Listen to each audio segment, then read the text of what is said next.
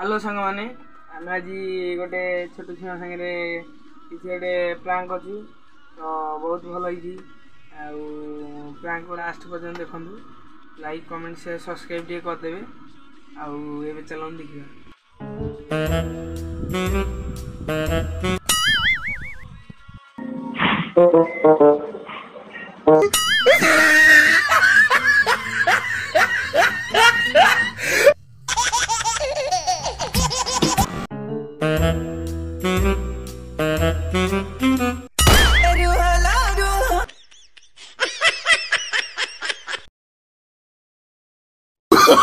Oh, no, no, no, no.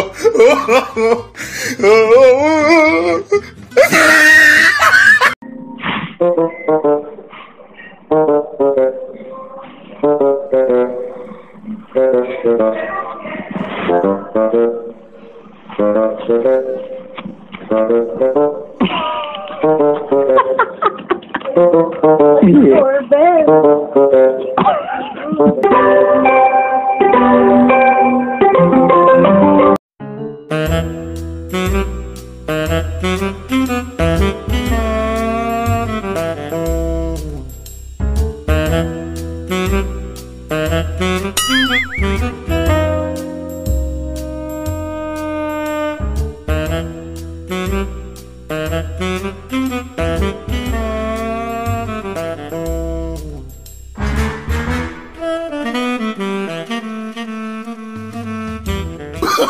Oh, no, no, no, no.